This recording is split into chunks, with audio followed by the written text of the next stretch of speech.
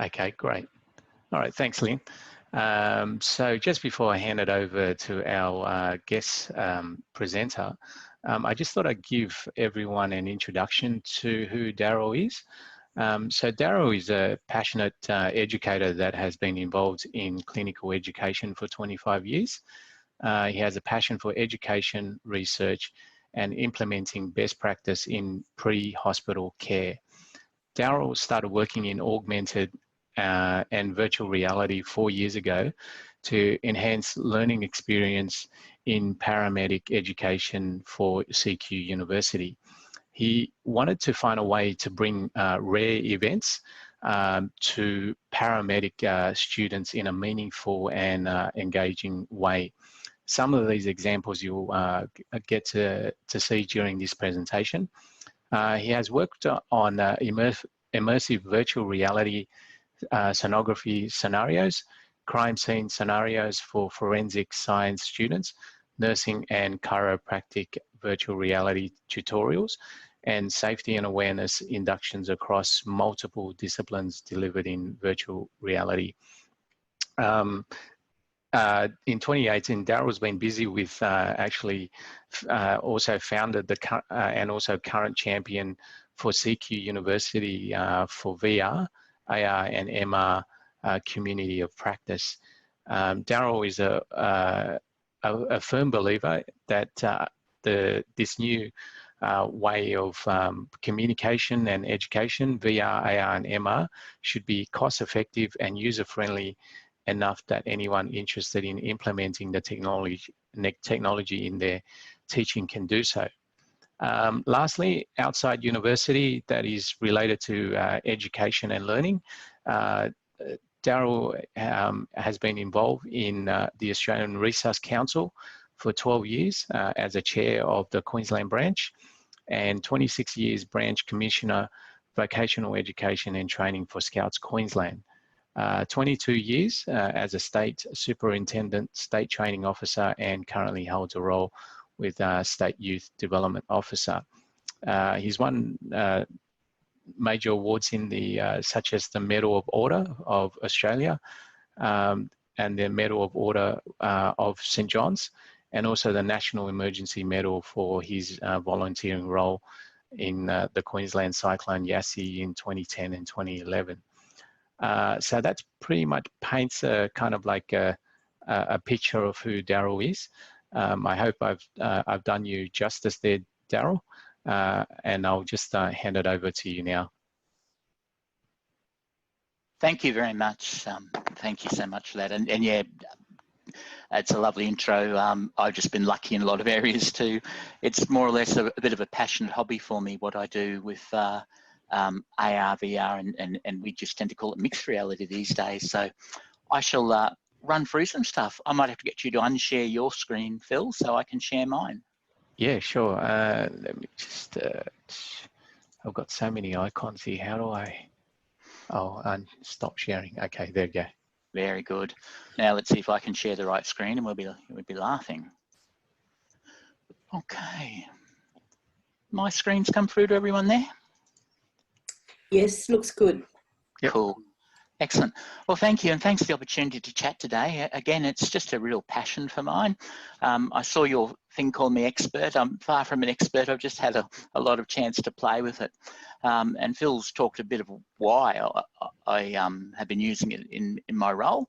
But I hope what I want to achieve today is some examples of how we use it to engage students and make authentic learning environments for them. But I also like to make sure people are able to go away if they want and do this themselves, which isn't too hard actually. I was quite surprised once you actually figure out how to use the software and the hardware. It's really simple, and the hardware and software is very simple to use. So please, any questions at the end, ask away, and I will talk about the equipment I use and the software I use, and always available to chat to if anyone wants to talk more about it. A bit about me, not that it's that interesting, but to sort of put it in perspective, I've had a weird career path. I was 17 years as a tradesman, but I did health and safety in that towards the end, and first aid. I worked for St John for nearly 17 years as well, and I did every sort of role there. There's a lot of roles I've missed out on that. Actually, I was customer service manager as well and things like that. But the IT and training have been my real background. And I became a paramedic during that time as well. But 4 years ago, I started with CT University, and my role was initially to develop a diploma of Paramedic Science that would basically cover off our first year of our degree in the vet space, so students could transition into our degree in Paramedic Science. Because I was mostly, playing my mouse wheel, doing a lot of distance stuff with only minimal contact, I decided to try and make some things a bit more interesting. I've always had, my other passion is mobile learning, and I can talk about that one even longer than I talk about VR, I think, but these days I can combine the two of them together a bit. But I started playing with AR and VR when it was just starting to come out a bit, and see how I could do things. And as Phil said, the rare events, and I'll show you some of those in a minute. And although we say VR is a fairly new technology, it's really interesting. If you trace its history, it goes back to, I think it's 1840, stereoscopic photos.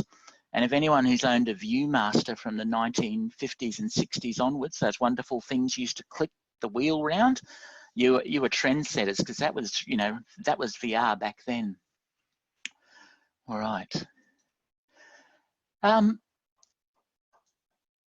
One thing, you know, technology is a bit of an unstoppable force, they say, and a couple of, you know, quotes there, but hit the wrong one, don't mind me. I'll fix that up again.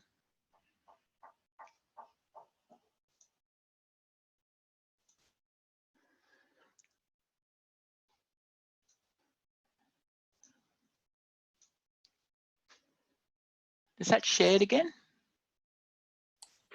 No, it's not at the moment, Darryl. So I might have to stop share and start share again. I'll just try that. Sorry about that. I actually touched my keyboard reaching for my coffee, hey? That's bad. Back then? Yes, that's fine. That's good, Darryl. One thing I found was in the university sector, we weren't using technology as much. I think a lot of traditional type teaching, there were some people doing a lot of stuff. And I thought we should try and see where technology can support us. So we call it VAM. We've got a VAM co-op, as Phil said. We really developed it over the last 18 months, and we had a team formed that was mostly our technology staff. And I used to annoy them, and they finally let me play with them, so it was quite good. And this year I've actually taken a secondment with our IT, and they're calling me Senior Project Officer Digital Learning, doing all sorts of things, and VR's one of them.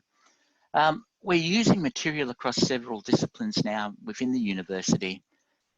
Key principles, though, is that pedagogy before the technology. We have a lot of people who want to use AR and VR because it's, you know, really cool, but we always make sure there's actually some pedagogy behind it. There's a reason, and it will actually enhance. And that can be quite interesting. You'll see when I look at my sonography videos, I was one that said, you don't need to do these in VR, but they put a strong enough case forward, and they wanted a bit immersive, and it did really work out well. So the things that works well at the moment is inductions, familiarizations, situations that are rare events. And that was the big one for me with paramedic stuff, because although paramedics, we think they do a lot of stuff out in the road, they don't do as much as they used to. And we'd never do a really big mass casualty triage. That'd be a fairly rare event. And they were one of the ones I start on. Scenario-based activities and immersive tutorials. I think everyone's probably really aware of this. Milligram's basically virtual continuum, but mixed reality tends to be where we work a bit more in these days. Virtual reality is totally immersed realities. What's real? AR is augmenting. And that's what I've been playing with recently, some of the things you can do augmented with things like the Merge Cube. And I'll talk about that in a little while. I offer some amazing opportunities. But I think it's handy to think of it as a whole space, you know, that you can have variances along the way of what you can do with it. On the virtual reality front first, I guess people tend to think of it's more of a game, but it offers lots of educational opportunities now. Research is starting to back that up. There's some good research coming out now. You know, it's talking about it is cost effective to implement, and it can have a significant impact on research and practice. People are already finding that they can get statistically significant improvements in skill development of people using VR tools. And that was a study that was done by a couple of people at my own university, but it's really, really quite good what they've done. And I've started to play with some of that tech as well now. How can it help us create authentic learning environments? Basically, it puts people in those rare events. Inductions has really been handy, scenario-based activities, and immersive tutorials. So now what I'd like to do is actually go through some of that stuff. So if I stop sharing here, see if I can get all this worked out right, hey? And share this screen.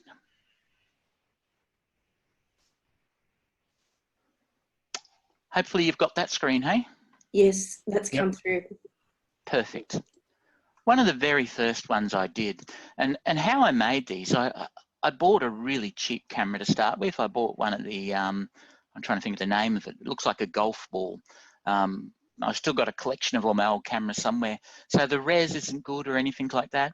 And I found some software that they use to create real estate tours of houses. And so one weekend, I took some friends to a park and blew them up, basically. All I did was I thought, well, let's set up to see. This was like a proof of concept that are if in glasses, and the beauty of these is they are scalable. They could work in things that are glasses. They can work on an iPad. They'll work on a computer. The idea was that they could go to a patient, have a bit of a look.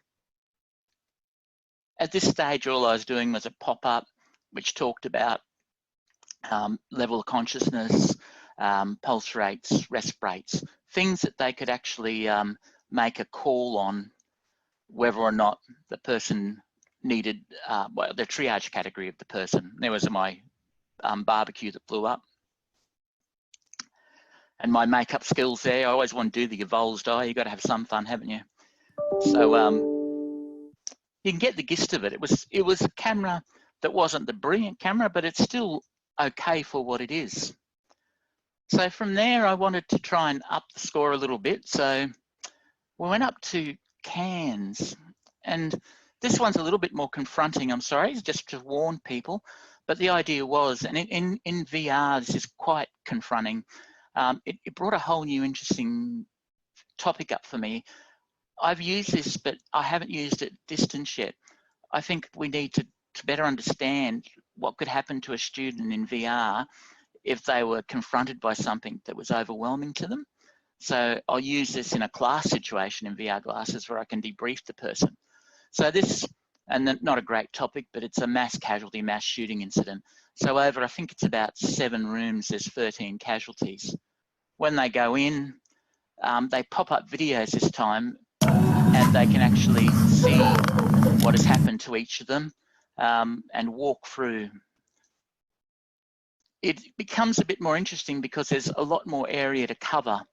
As they walk across, they can see. The idea was, again, just to get a triage score on each of these people.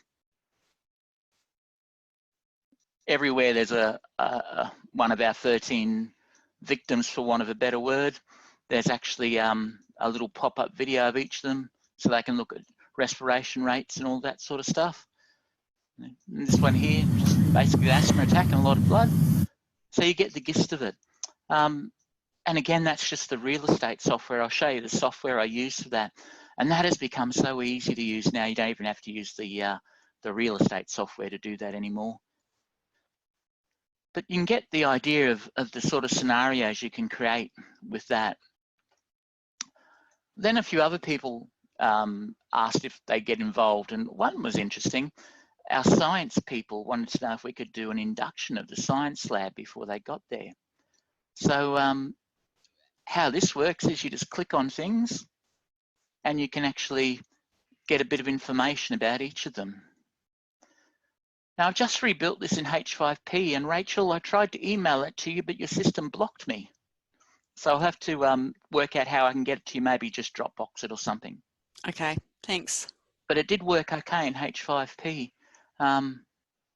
So I think you get the gist of this. They can just go through all the equipment, have a bit of a look around. Before they get there, they know exactly sort of what's in the lab.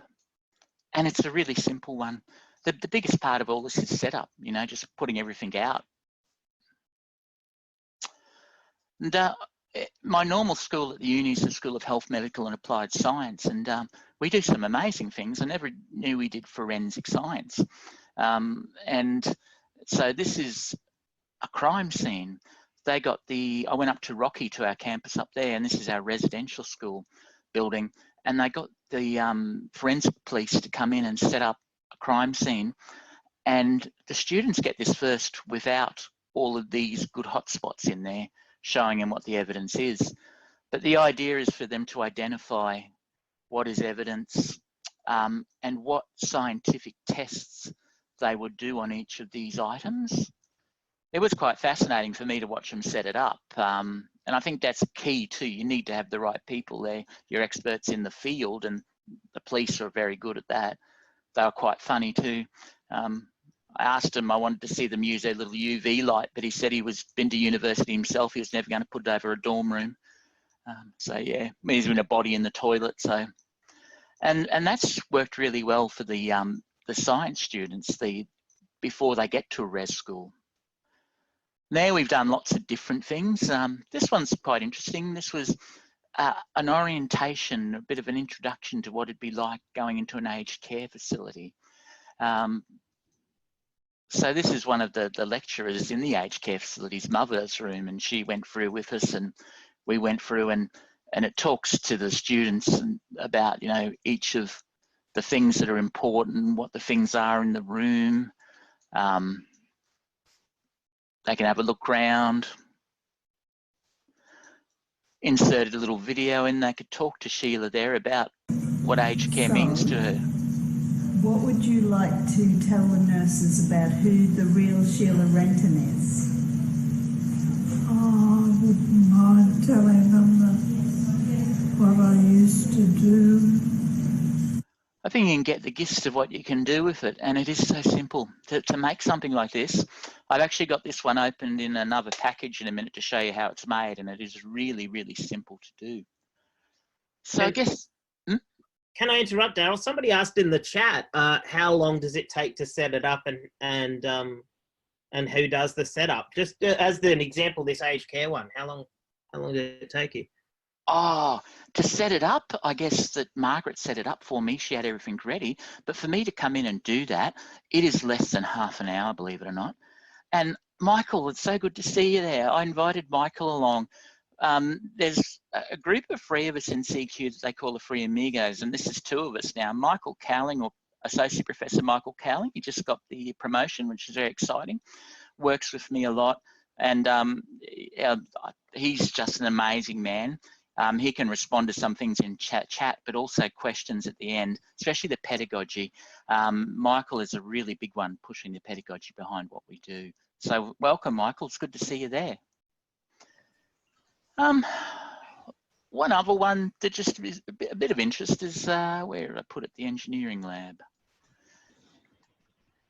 This was like an induction. So when you clicked in, you could actually watch an induction video. Hello and welcome to the Engineering Electrical Lab.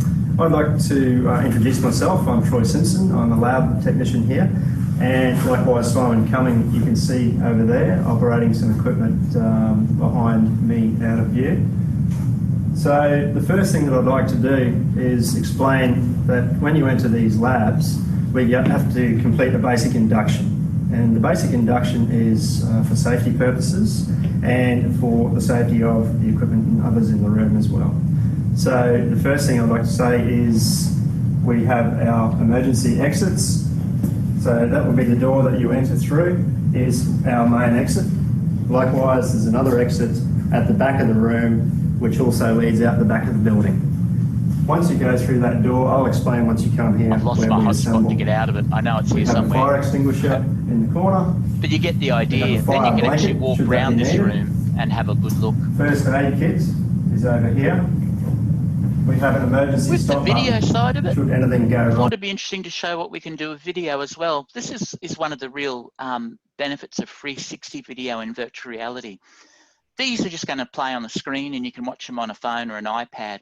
But when you actually put them on a bit of immersive gear like even Google Cardboard with a phone, or one of the ones that Michael and I love at the moment is the Oculus Go.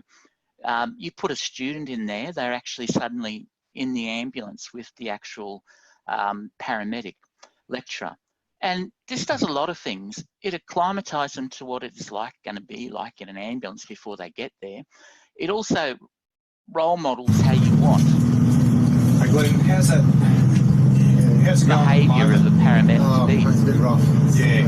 Now that we've just got you in the car, we're just going to go through a whole range of questions with you, mate, before we give you something. Is that all right? Yeah. I know that pain's really bad, mate. We're on the road. We're going to get you to hospital, okay? Yeah, that's right. Okay. Appreciate it. Mate, so tell me about the pain. What's happened there? Oh, Sorry, let's turn there. Darryl, can we just keep it nice and steady, mate, please? Yeah, sorry. Yep. I'm actually just, driving and I was a bit rough in the ambulance apparently. It's just around here. It's just, Yep. I won't touch it for the minute, mate. I'll have a look at it in a moment, okay? So the onset about 2 hours ago? Yeah. Yep. Okay.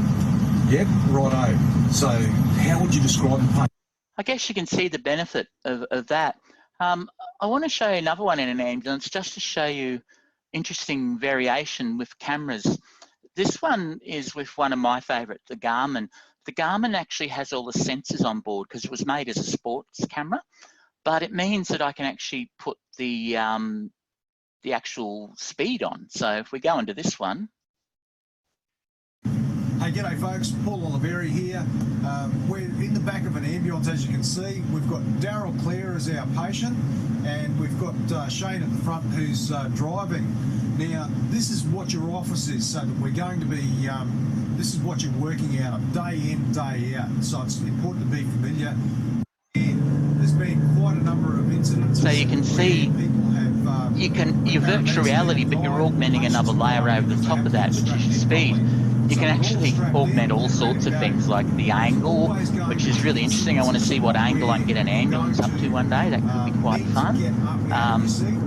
But yeah, but you can add another variant. So you can actually have it map, draw maps of where you're going, all of that. And it is so simple, the software does it for you. All you've got to do is click and say, I want it, and then position it where you want. What I wanted to give you thing here, if you're in the Oculus headset with this, you watch people sway. Because an ambulance isn't a really great workplace. This is in Cairns, where we're allowed to do 80 k's here in a 100k zone. And it shows how they rock and how they roll around. And if you're in it, you really feel it. And you can sort of get an idea of the speed we're going. So yeah. I talked a bit before about the pedagogy side of it. A lot of people wanted 360 videos, and do they really need them? And I had an interesting one there where our sonography people wanted to do some 360 videos. And I said, but you're just looking straight onto the patient. I can't see the point. Well, they said they wanted them immersive.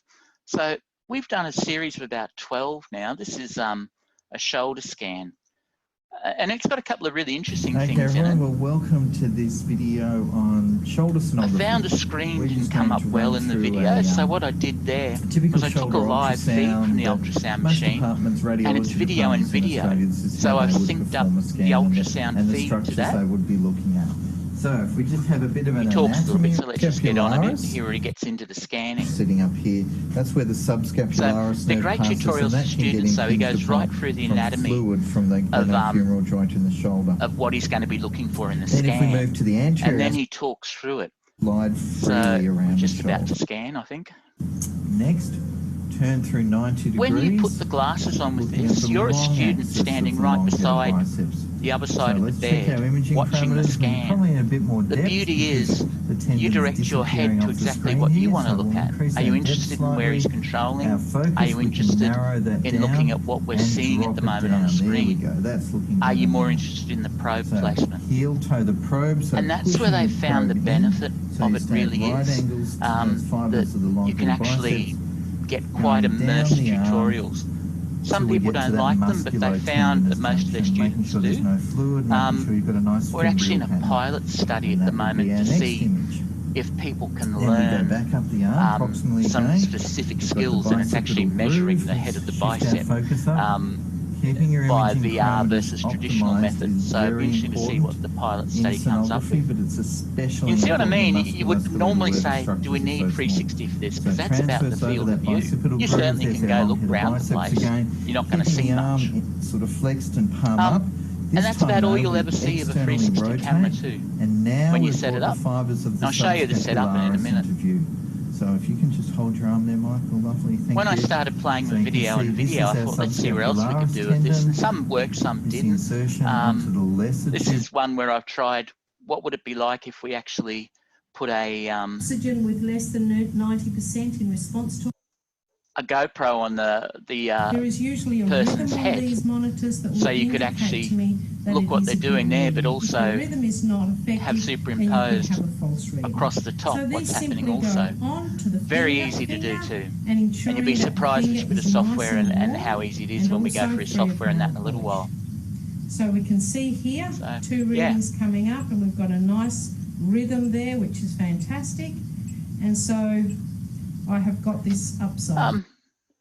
This is one I just did recently. We had all the ARC up here running a course, so I figured, what the hell, let's make a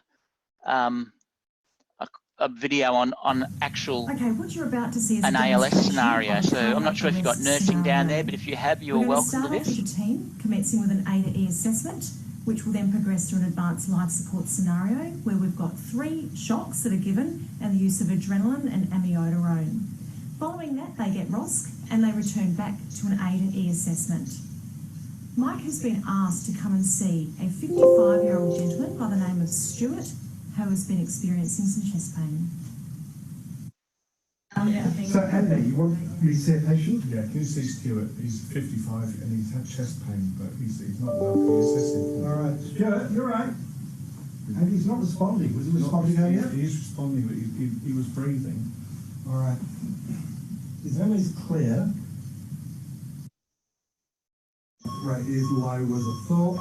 So I'm just going to do cap refill. Okay, can I just take over the airway? Yeah, make sure that remains patent. 5.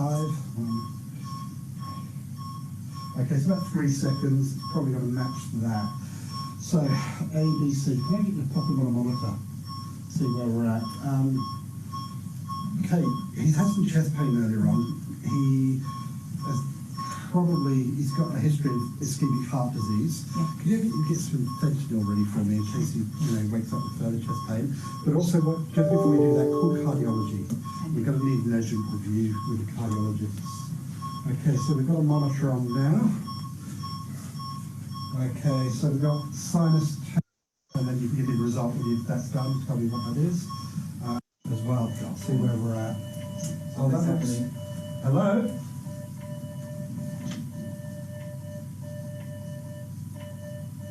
Okay, no pulse, no breathing, so can I get you to start compressions? We'll do 30 to 2 CPR. Can I get you to do a charge on the defib whenever we're ready? Compressions.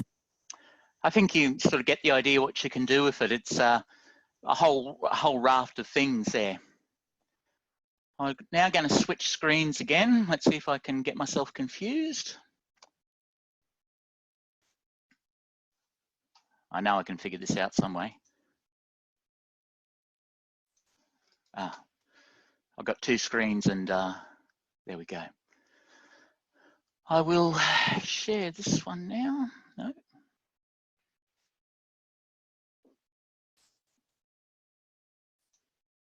Hopefully my PowerPoint's back, is that right? Yes, it is. Thank you, cool.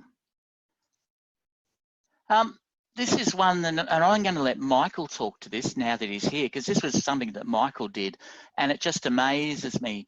I'll let you talk, Michael. You do it much better. Oh, thanks, Darryl. I didn't realise I was presentation without notice. You should know it's me, you know. That's it. If you look in the chat, Lynn actually posted a link to when James Burt and I presented about this project last August.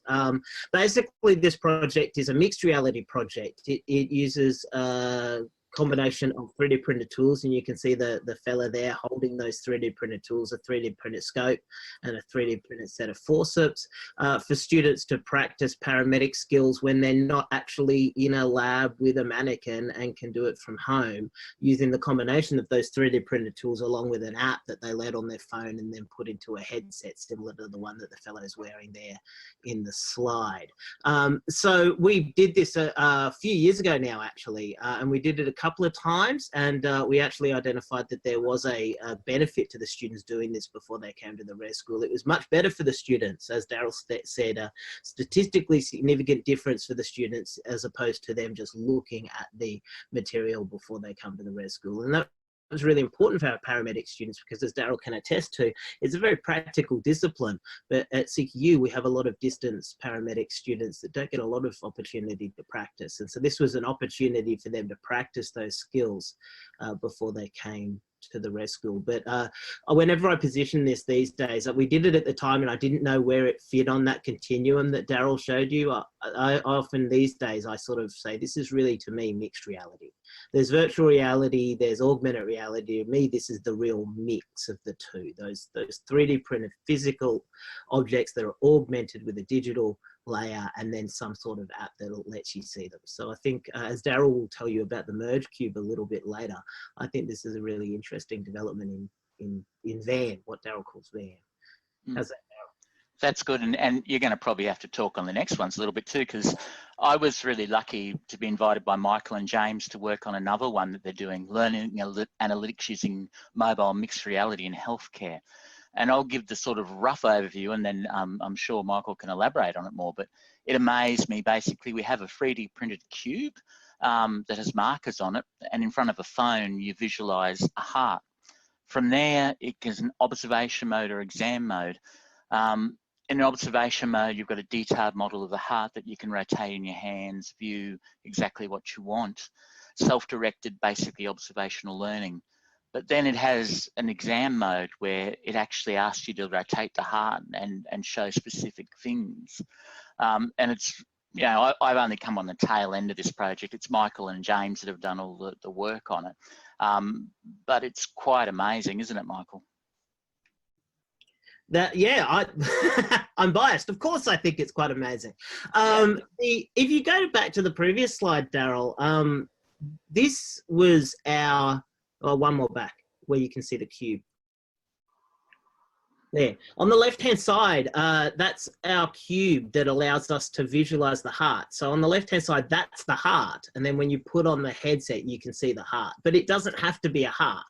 It could be anything. It could be an engineering object. It could be something that you're using in nursing. It could be something that you're using in teaching, in whatever discipline you want. The key is that you have this opportunity to see this digital object in your physical space. And then what we do is we collect learning analytics data about how the student interacts with that object, both in observation as well as in examination as well, so that the student has the opportunity to do essentially a spatial examination using that particular object. Do you understand where the aorta is, where the ventricles are, where the various different parts of the heart are? And again, we saw this commercial object, the Merge Cube, come out. We came up with that a few years ago, but I think we're still a little bit ahead in terms of the ability to use it for learning and for education. But if there's anyone out there that can sort of think, oh, I could use that to show, you know, parts from my civil engineering, email me, because I would be more than happy to have a chat to you. Thanks, Michael. Yeah, it's very clever. I must have forgot to put it in. I have a video of some of my paramedic students using it. I'll dig that up towards the end. The Merge Cube is a similar concept, and if anyone can see my little screen at the moment, I'm holding a Merge Cube up in front of it. It is really quite clever. It's just a rubber cube with markers on it. And what you can do with it is amazing. There's some fairly good commercial apps out there, and hopefully if all works well, this video should play. There's no sound on this video as such, so. You can use it with a phone, or you can use it with glasses in AR mode. If you've got, that's a phone, works so much better like that, specifically in AR mode. But you can see the detail of what you can do with this. It is very clever tech. And these, of course, have been commercially made apps, but the apps are actually free. And I'll talk about apps that are probably really handy for you to know later on. But to build, I will show you how we can build with this in a little while too. Again, that's one of the things that really appealed to me, that it isn't that onerous to build this yourself. But yeah, it's pretty trick, isn't it? If you Darryl got one of these from somebody that got it at Walmart in the US. I don't think you can get them in Australia yet. No, you can buy them. Oh, you can? Oh, excellent. Yeah, they're just a lot more expensive. But what I was going to say is, if you ask Darryl really nicely, I think he might have a paper model that you can go and get printed off as well. I have got a paper model, and I have got a printable model. That's it. Yeah. And then I just wanted to mention these headsets as well, which Darryl put me onto a while ago. These came from Kmart. They were $10, and you slide your phone in here, and then you can do both VR. And I was really excited, Darryl, to see that these also had slide. Yeah. You can do AR as well. So for $10, go and buy the headset from Kmart, and go get Darryl to send you the model for the Merge Cube, and he'll show you how to do it. It's really easy. Yeah, at the end, I'll talk to Phil and work out the best way to share all this with you, because one thing Michael and I are really big on is the fact, don't reinvent the wheel. We'll share it with you, and then when you enhance it, you can share it back and we'll use it. Another one that Michael has a HoloLens. I lust after the thing. I'd give my firstborn child for it, but I don't have one. I've got a needy pussycat if he wants it, but that's about it. The HoloLens, and they've up to the HoloLens version 2. Oh, there's one he prepared earlier.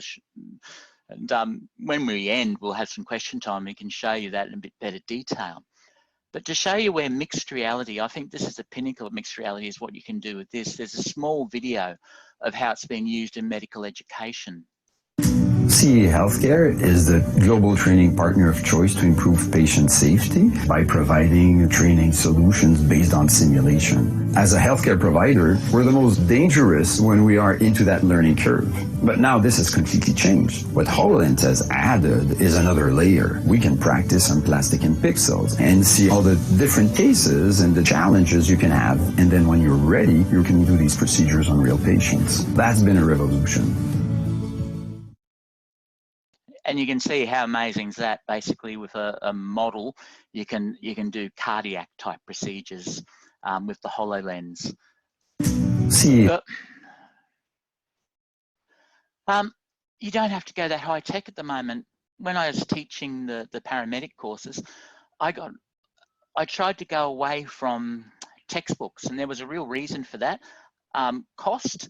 I was dealing with vet students who weren't quite as financial, and also a lot of them were people who were fly in, fly out from mines. They were working as, first aider, security people in different roles. I wanted something they could use. So this was my love of two things, augmented reality, but also mobile learning. Visible Body makes a range of apps, and I think the two that I really love are A&P or the Atlas. And I've got a 30-second or so video of them, what they do. Even without the augmented reality feature, they're pretty cool. But with the augmented reality feature, they're amazing. And for a student, they're not ridiculous. I think that's about $30 to buy the app, iOS or Android. And you can have them on, it'll work on anything, basically. They work on PCs, they work on Macs. They certainly are quite clever. Augmented reality mode is available for certain iPhones and iPads. To place a 3D model in an environment, navigate to the Microanatomy or Gross Anatomy Lab section. Select any 3D model view. Turn on Augmented Reality mode. Scan the environment to find a surface. Sparkles indicate you are close to finding a surface. When AR mode finds a surface, a yellow target appears. Tap the target to place the model. Use these finger gestures to adjust or interact with the model. Drag 2 fingers on screen to reposition. Use 1 finger to rotate. Pinch open or closed to scale. Select a structure to access additional information and features. Select Reposition to place the model on a new surface. deselect augmented reality to exit AR mode. Not bad for a relatively cheap app, is it? I thought I'd spend